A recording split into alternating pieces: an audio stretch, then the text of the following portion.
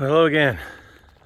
Today I want to talk about a topic that may be new for many. I know it's relatively new for me, and it's the idea of emotions and their related near enemies and their far enemies. And there was some surprising information in this. You may have heard the phrase, keep your friends close and your enemies closer. Well, I think in the realm of emotions, it does not apply, at least in the context of which I'm going to be speaking about. And this is a very deep and wide topic, and I'm just going to brush the surface today as I'm still continuing my research and studying and thinking about it and practicing. So, emotions. Well, let's take an emotion, for instance, like compassion.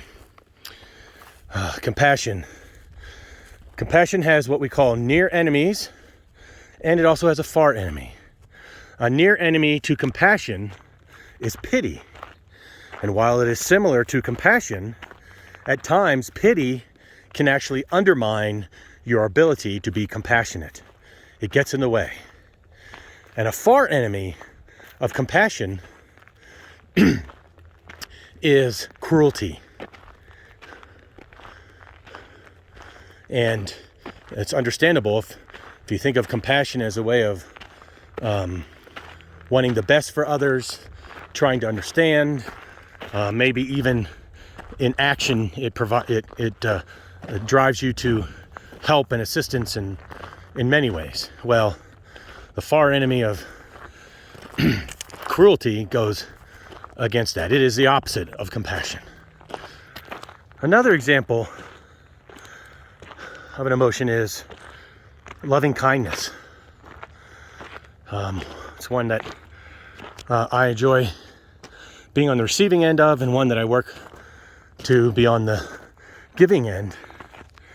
And a near enemy to loving kindness is sentimentality. And without getting too deep into it, sentimentality is similar, but again, it can work counterproductive to the idea of loving kindness.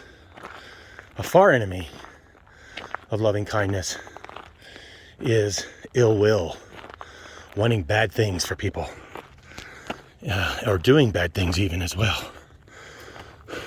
And while the saying says to keep your enemies closer, when it comes to emotions, your close enemies, or as I've been discussing, near enemies, actually, you do not want them to be close because they are imposters at times and could prevent you from being and doing the things that you think you're trying to do.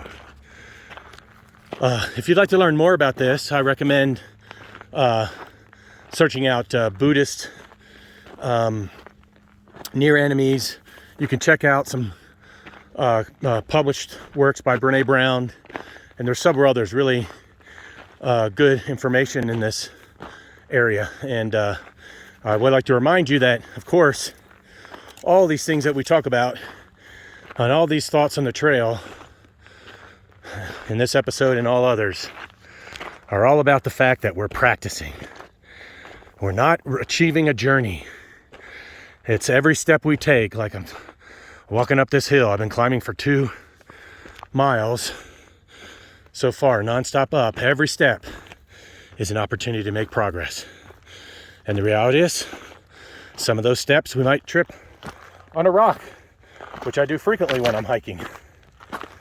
But every new step we get to do and say and work on becoming the things that we want to become. It's an honor to practice with you. It's an honor to practice even if I'm practicing by myself. I wish you the best, and I look forward to our next visit. Have a blessed day.